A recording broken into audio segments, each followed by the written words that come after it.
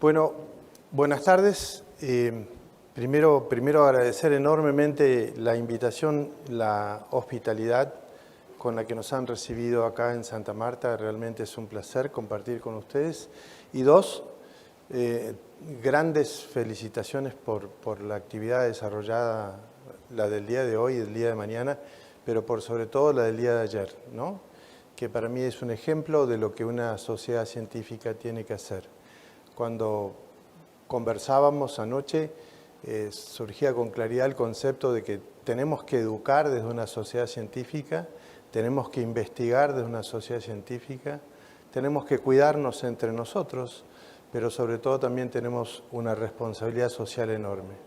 Entonces, liderando la sociedad colombiana desde este punto de vista, creo que abre un camino muy grato para el resto de las sociedades. Me pidieron que hable del rol de la atención primaria en las hepatitis virales y creo que los dos conferencistas previos, como decimos nosotros, me dejaron la cancha abierta, ¿no? O sea, ellos ya hicieron una explicación muy abarcativa, muy clara de la magnitud del problema y dónde están algunos de los obstáculos. Y queda como picando en el área chica la posibilidad de que la atención primaria sea la llave de oro, ¿no?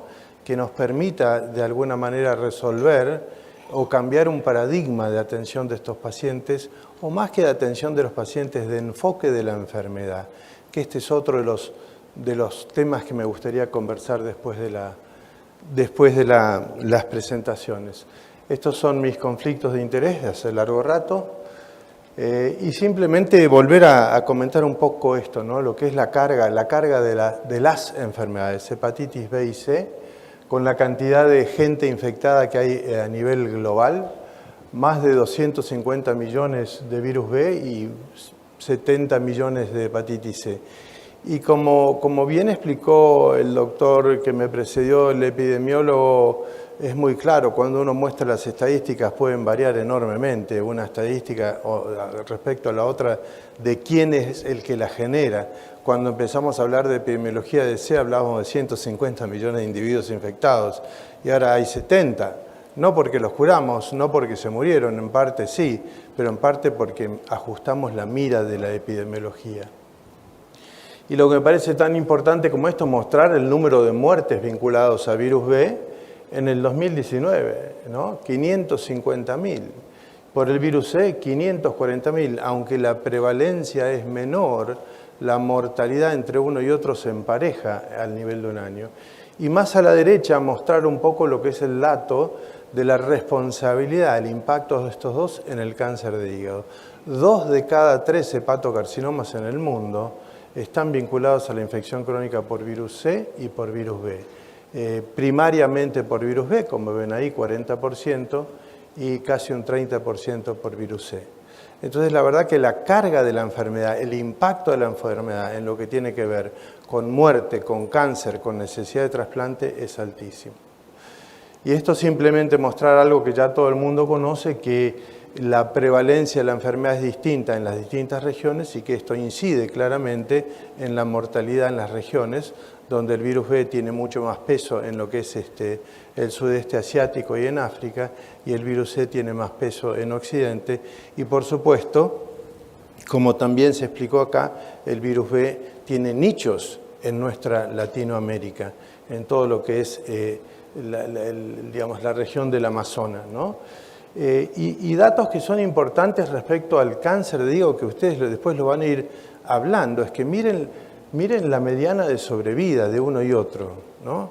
No estamos hablando de una mediana de sobrevida prolongada, es corta, muy parecida entre las dos enfermedades, 10 meses, 8 meses. ¿Y esto qué lleva implícito como mensaje clínico? Y uno dice, llegamos tarde al diagnóstico. Tenemos tratamientos, entre comillas, que desde lo oncológico son curativos para el cáncer, vinculado al virus B y el virus C. Y si tenemos esta mediana de sobrevida, el mensaje contundente es, llegamos tarde, la vigilancia que estamos haciendo es pobre, no es adecuada. Y entonces uno dice, bueno, ¿dónde está el problema? Y lo conversábamos antes con Óscar Beltrán, ¿no? Lo conversábamos anoche, salió después del simposio de Gilead, después de la tremenda presentación que hizo Martín.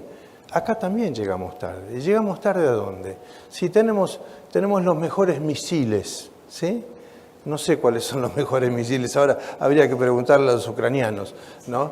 Pero en realidad lo que tenemos son tratamientos que curan y vacunas que son tremendamente eficientes. Y seguimos teniendo este gap, esta mortalidad, seguimos teniendo esta magnitud de cáncer. ¿Por qué? Porque la vigilancia es mala, porque el diagnóstico es malo y porque la vinculación con el cuidado y el tratamiento es mala. Y si seguimos así de mal, en vez de cumplir los objetivos de la OMS, en el 2040, ¿sí? La combinación de mortalidad por virus B y virus C va a ser muy superior a la de la malaria y a la de la tuberculosis y a del HIV. Hoy ya son parejas con una leve ventaja para las hepatitis virales, pero si no modificamos la inercia de dónde estamos y hacia dónde tenemos que ir, teniendo las herramientas, enfatizo esto, teniendo las herramientas, realmente vamos a pagar un precio muy caro. Entonces, entrando ya después de esta introducción en la atención primaria, ¿no? ¿Por qué la atención primaria? Y brinda, desde mi punto de vista, y esto es una opinión personal, pero bueno, está de alguna manera validada, importantes oportunidades para disminuir el impacto, ¿no? ¿Y por qué? Porque están en la trinchera. Nosotros estamos escondidos en los hospitales. Ayer fuimos a buscar a los pacientes. Ayer fuimos a buscarlos. Y en realidad tendríamos que estar buscando a los pacientes todos los días. No sé si nosotros, alguien tendría que estar buscando a los pacientes. Y desde nuestras sociedades lo que tenemos que hacer es marcar la línea de la cancha, marcar la estrategia, quiénes son, cómo y con qué apoyo y con qué tecnología en este mundo tan avanzado tenemos que ir a buscar a los enfermos. Y los médicos de atención primaria son la estructura central para el manejo de enfermedades crónicas ambulatorias. Esto es clave. Enfermedades crónicas ambulatorias sean de origen infeccioso o no infeccioso. ¿Son ambulatorias? ¿Quiénes atajan los penales? Y ustedes no me digan que es el Dibu Martínez, ¿no? Porque me van a hacer sentir mal. Pero sí, les digo, los médicos de atención primaria. Los médicos de atención primaria están en la trinchera relevando o teniendo que relevar cosas que hoy ni siquiera tienen en la mira. Y es nuestra responsabilidad que ellos sí tengan en la mira y es nuestra responsabilidad que nosotros digamos a los que hacen política de salud que faciliten y que incentiven, como decía Oscar, a que los médicos de atención primaria pongan esto en su agenda. Si nosotros vamos y le pedimos, nos van a decir, todo fenómeno, pero tengo tanto trabajo y esto en realidad no me va a explotar en la cara que yo no lo voy a hacer. Y es ahí donde tenemos que triangular con los que hacen política de salud para que generen alguna forma de estímulo para que entre en la agenda de los médicos de atención primaria. Y esto ha ocurrido en programas previos, o sea que hay antecedentes. VIH es un claro ejemplo donde esto ha ocurrido y tendríamos que buscar y copiar de ellos el camino, ¿no? Y por otro lado, son un montón los médicos de atención primaria. Están en todos lados. Interactúan con distintos servicios. Nosotros somos con los que estamos en el castillo, en la torre, allá arriba, que nos vengan a buscar. Y esto es lo que decía Martín cuando hablaba de ECO. No. Nosotros tenemos que cambiar ese paradigma. Nos tenemos que bajar del castillo, tenemos que ir a la tierra, tenemos que ir donde está la enfermedad y ayudar a los médicos que están atendiendo a los enfermos. Y en este sentido, los médicos de atención primaria interactúan con otros servicios.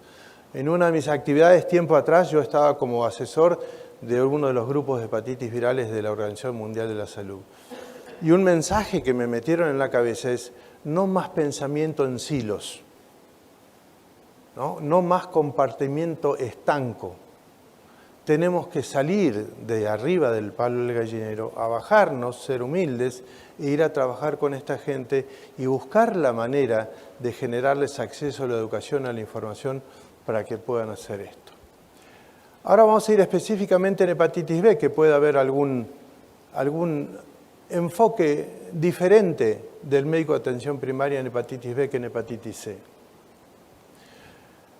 Y en esta publicación de un servicio de un hospital en Washington que se dedica a la oncohepatología, hicieron publicaciones y tienen como un position paper de qué es lo que hay que hacer con estos pacientes. Y el número uno, vacuna, hepatitis B. Hay vacuna, es accesible, no tenemos un problema de costo. Está en todos lados, el precio es $2 por vacuna. Y seguimos teniendo gaps de aplicación de vacuna.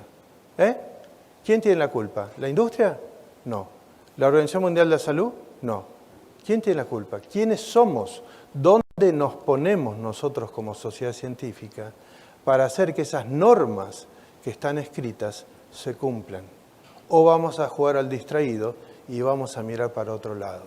Entonces yo lo que estoy tratando de generar es una toma de conciencia de que las sociedades científicas tenemos ese rol, más allá de ser los sabiondos que están entre la ciencia básica y la ciencia clínica, o la ciencia epidemiológica, o la costo-efectividad. Tenemos una responsabilidad social de que la tecnología llegue a la gente.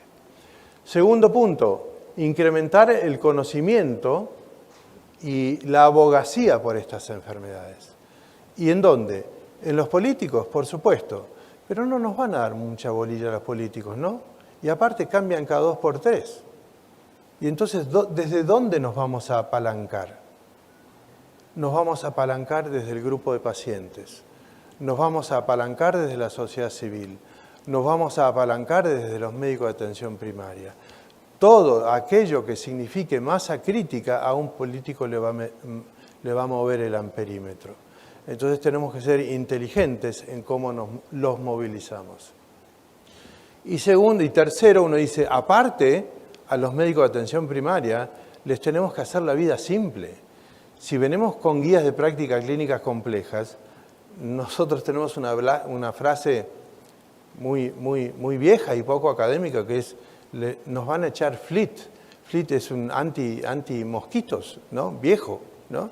Como que nos van a echar, nos van a repeler si no vamos con un mensaje amigable, claro, sencillo y aplicable.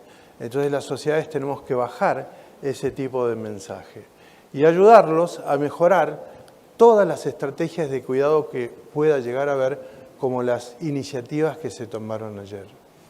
Entonces yo ayer hablaba con Martín y le preguntaba, Martín, me pareció espléndido, pero ¿y después de esto qué? Esto como una acción espasmódica, ¿sí? ¿Y estos van a quedar huérfanos de nuevo el mes que viene? ¿Cómo seguimos? ¿Cómo seguimos? Porque es como que nosotros les dimos el dulce de leche, les hicimos probar el dulce, probaron la buena atención, probaron el mimo, el cuidado, el conocimiento, el acceso, y después nos vamos, quedan peor. Me encanta que ECO esté dentro del sistema operativo de ustedes, porque la continuidad de esas iniciativas las van a poder tener a través de ECO, ¿no? Y después ya algo que queda un poco por fuera, pero que va a ser importante hablarlo, que es, nosotros dependemos de los epidemiólogos, y los epidemiólogos dependen ¿de qué? De buenos sistemas de vigilancia. Si ellos no tienen buenos sistemas de vigilancia, la data que nos van a pasar no va a ser confiable. Y mi jefe mucho tiempo atrás en Estados Unidos me decía, Marcelo, garbage in, garbage out. Si la información que me llega no es confiable, la intervención que voy a planear tampoco es confiable. Entonces tenemos que ayudarlos a que ellos tengan un sistema de vigilancia que sea adecuado. Esto simplemente para mostrar algo que ya se insinuó en la presentación previa, el impacto de la vacuna de hepatitis B, la cantidad de muertes, 22 millones de muertes que ha evitado en el periodo del 2000 al 2019. ¿Sí? Después de la vacuna del sarampión, es la vacuna de mayor impacto en la carga de una enfermedad.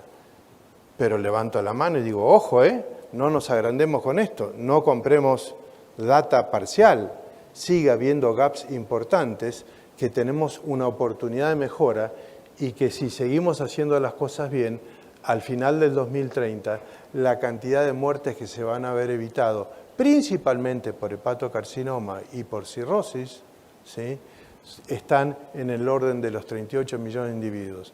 Más de una guerra, ¿no? más de una guerra. Y esto lo que más a mí me desespera es, la tecnología está, nos tenemos que poner de acuerdo nosotros. El recurso económico está, pero va para otro lado. El esfuerzo lo hacemos, pero es desordenado. Y acá hay 38 millones de vidas en juego.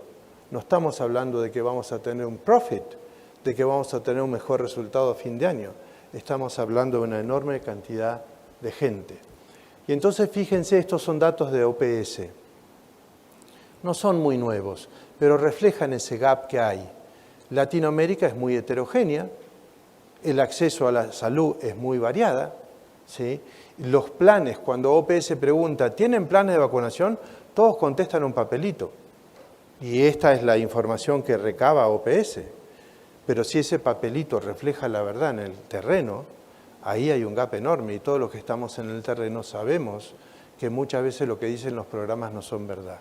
E independientemente de eso, ahí vemos que hay un 33% de los países que no tienen aún establecidos estrategias de vacunación para el recién nacido. 2017. Bueno, hoy serán 20%, tenemos un 20% de oportunidad de mejora. Y si vamos a los mismos datos de OPS, pero que tienen que ver con la estrategia de la prevención de madres positivas, de que ya se sabe que la madre es positiva, el dato es aún peor. 67% de los países no tienen establecidas estrategias de prevención completa. Algunos dan la vacuna sola, otros dan la gamma-globulina sola, pero el combo de vacuna más gamma-globulina en las primeras 48 horas es una minoría de los recién nacidos de madres positivas. Y están ahí, no se escapan del sistema de cuidado. Esos están en la cubetera. No es paciente que lo quiero buscar. Tengo que hacer que se cumplan las normas. Y simplemente para mostrarles, como resumen, datos de OMS, de que ahí en rojo está PAHO o América Latina, que un 57% de los países cumple con esta norma de que más del 90% de los recién nacidos están vacunados con 3 dosis, ¿no? Simplemente para mostrar de que hay un gap, de que tenemos espacio para la mejora y que claramente esto es súper eficiente para mejorar la carga de la enfermedad. Bueno, ahora volvemos a atención primaria, porque esto ya fue dicho. ¿Y la atención primaria qué? Y pasan todos los días los recién nacidos, pasan todos los días las madres embarazadas, pasan todos los días los que tienen factores de riesgo, pasan todos los días los pacientes de todo tipo, color y edad y peso. Y es como el policía que mira para otro lado, ¿no? Y yo le estoy chequeando de que esté vacunado. No tiene que invertir un recurso económico.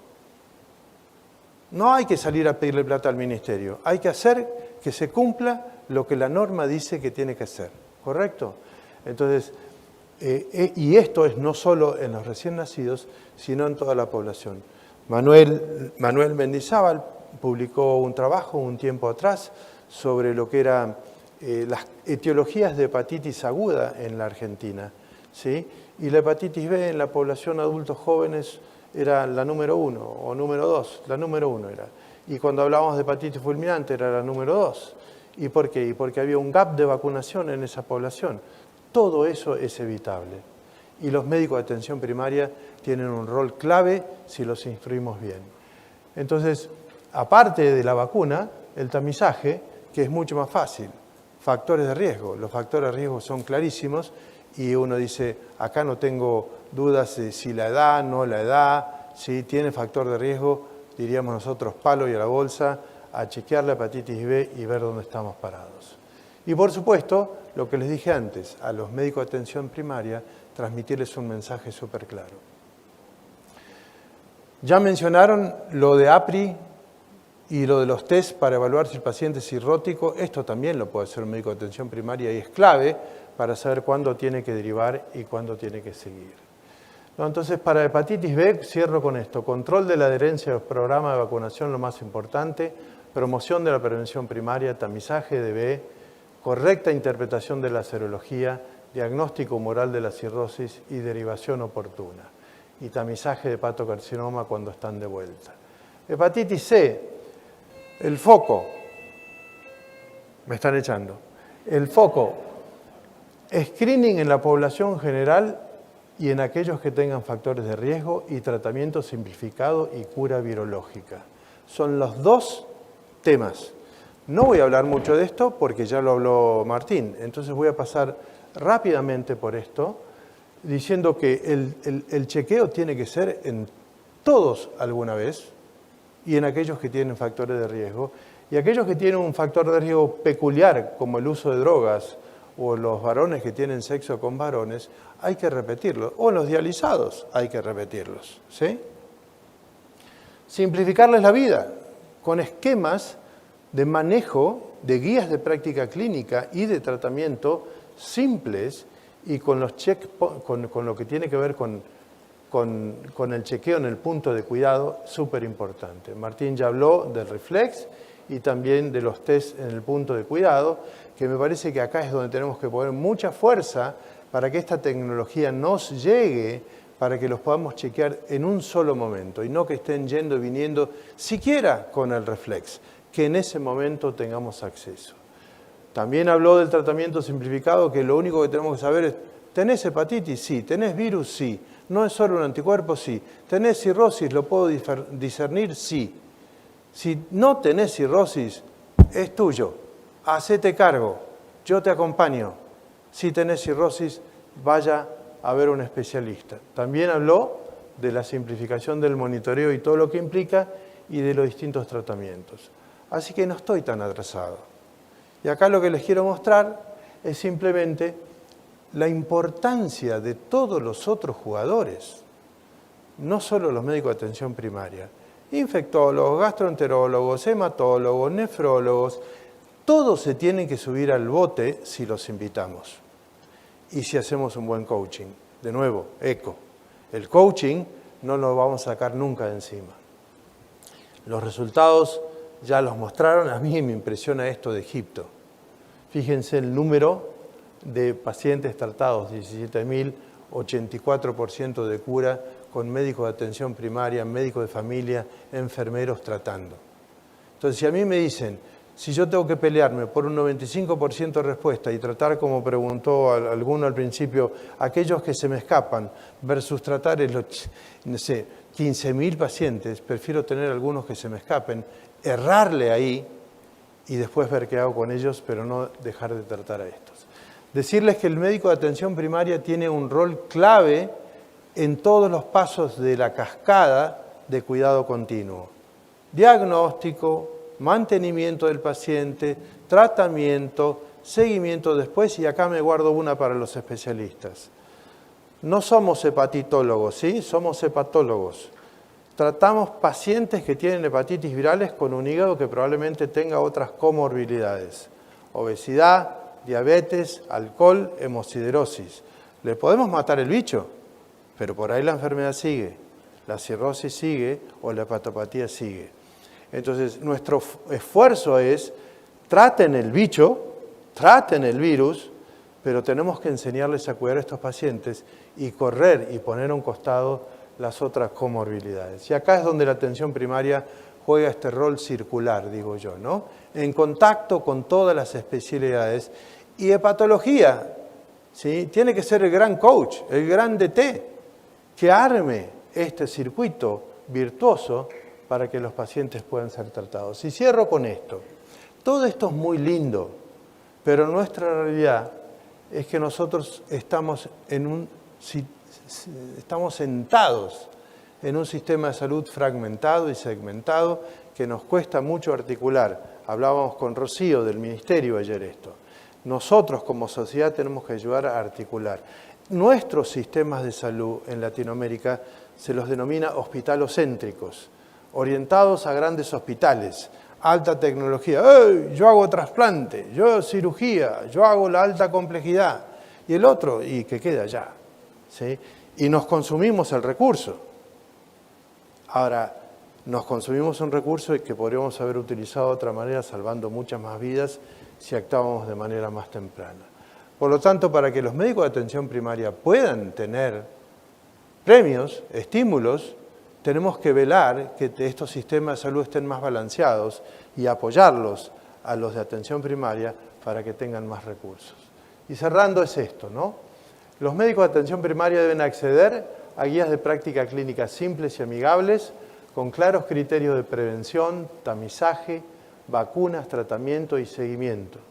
Deben involucrarse primordialmente en el tamizaje y el cumplimiento de la vacunación en la hepatitis B y del tratamiento con criterios simplificados en hepatitis C.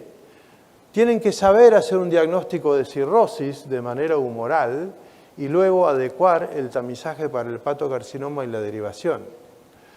Deben facilitar la vinculación con los especialistas para el tratamiento de los casos complejos y para definir la necesidad y tipo de tratamiento en hepatitis B. Y para ello, como dije antes, se requiere de una mayor interacción de las sociedades de patología con medicina familiar, enfermedades de transmisión sexual, infectología, entre otras, así como también de sistemas de salud que fortalezcan las redes de atención primaria. Perdón por pasarme y gracias por su atención.